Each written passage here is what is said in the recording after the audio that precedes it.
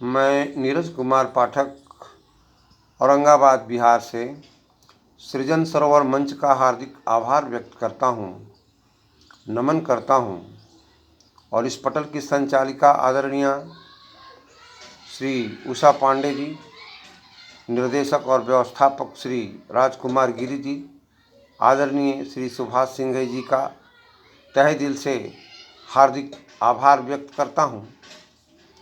इस पटल से जुड़े हुए सभी सुधीजनों को नमन करता हूँ, वंदन करता हूँ, अभिनंदन करता हूँ और सबके सेवार्थ कुछ दोहा इस पटल पर निवेदित करता हूँ। तो सबसे पहले श्री गुरु चरण कमलेभ्यो नमः। गुरु के श्री चरण कमलों में अपने प्रणाम को निवेदित करते हुए एक दोहा गुरु के श्री चरणों में निवेदित करता हूँ। गुरु चरण रज शीस धरि विनती बारंबार, चरण शरण राखो मुझे हे करुणा अवतार। श्री गुरुचरण कमलेभ्यो नमः।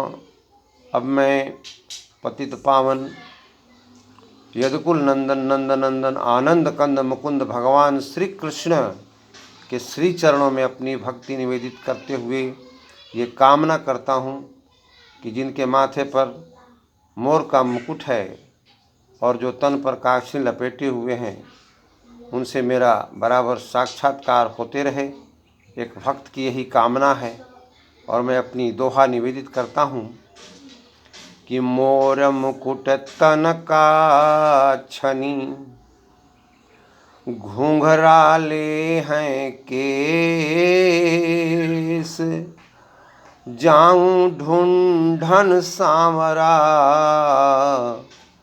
धर जोगन का भेष।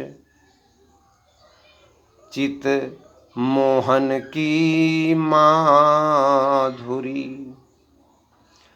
अटकी उर बिचयान, नित नूतन छवि श्याम की उसका हो बस ध्यान। प्रभु के श्री चरणों में बारंबार प्रणाम निवेदित करते हुए मैं अपने सुधीजन विद्वत समाज के सम्मुख एक बात कहना चाहता हूँ कि वीर भोग्या वसुंधरा, यहाँ पर चाहे कितने भी वीर और सूर राजा हुए, अंतो गत्वा वे मृत्यु का ग्रास बने। कोई यहाँ रहने नहीं आया है। यह एक हमारा किराए का मकान है, थोड़े समय के लिए ठौर है। मैंने अपनी कविता निवेदित किया कि रावण जैसा सूरमा, रावण जैसा सूरमा और मेघनाद बलवान, कौरव कंस नरेश सब मृत्यु के मेहमान। न जाने किस गली में जिंदगी की शाम हो जाए, the death पिप्स around the corner. मृत्यु निश्चित है, चाहे वह कितना भी बड़ा राजा महाराजा क्यों नहीं हो। इसलिए हमें अपनी जीवन को प्रभु के श्री चरणों में अर्पित करना चाहिए। तब मैंने कहा कि भक्ति भाव की नाव में सत्य धर्म पतवार, और सुमिरन कर हरि नाम का तब हो बेड़ा पार। तभी कुछ इस भवबंधन से तरने का उपाय हो सकता है। और अब मैं नारियों के सम्मान में पंक्ति निवेदित कर रहा हूँ। हमारे यहाँ कहा गया कि यत्र नार्यास्तु पूज्यन्ते रमन्ते तत्र देवता। और आज जो नारियों की स्थिति है कुछ दूसरी है। उनके सम्मान में दो पंक्ति निवेदित है कि अबला तो सबला सदा। हमें शक्ति की उपासना करनी होती है तो माँ दुर्गा की शरण में हम जाते हैं, और जब विद्या बुद्धि की उपासना करनी होती है तो माँ सरस्वती के शरण में जाते हैं, और जब धन की, ऐश्वर्य की, श्री की प्राप्ति करनी होती है तो लक्ष्मी की शरण में जाते हैं। तो नारी कभी अबला नहीं रही। तब मैंने कहा कि अबला तो सबला सदा, यह दुर्गा अवतार, रणचंडी बनकर करे दैत्यों का संहार। आज नारी किसी भी क्षेत्र में पुरुषों से कम नहीं है। और अब मैं देश के इस वर्तमान परिदृश्य पर, आज के नेताओं पर दो पंक्ति कि हमारा देश किस तरह से बेहाल हो रहा है, लेकिन नेताओं की अपनी अपनी मौज है, सब अपने आप में मस्त हैं, मग्न हैं। तब मैंने कहा कि देश बना बेहाल है, नेताओं की मौज, और गली गली में घूमती चांडालों की फौज। और दोस्तों, आज की जो विषम विडंबना है, एक वैश्विक महामारी कोरोना, उस पर भी जब हम दृष्टिपात डालते हैं तो देखते हैं कि इसमें भी बहुत तरह का भ्रष्टाचार हो रहा है।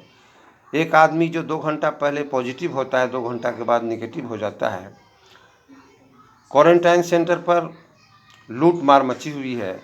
तब मैंने कहा कि कोरोना की जांच का अजब निराला ढंग, और इसके भीतर भी चढ़ा अप्सरशाही रंग। और अंत में भगवान के श्री चरणों में भक्ति को निवेदित करते हुए मैं यही कहना चाहूँगा कि हे प्रभु, जो बीत गया सो बीत गया, जो थोड़ी सी ज़िंदगी बची हुई है उसे अपने शरण में रख करके पार करो। और उनकी कृपा बरस भी रही है हम सबों पर। मैंने कहा कि कृपाया कारण हो रही, जब से शरण तुम्हार, अब विनय करूं कर जोड़ कर,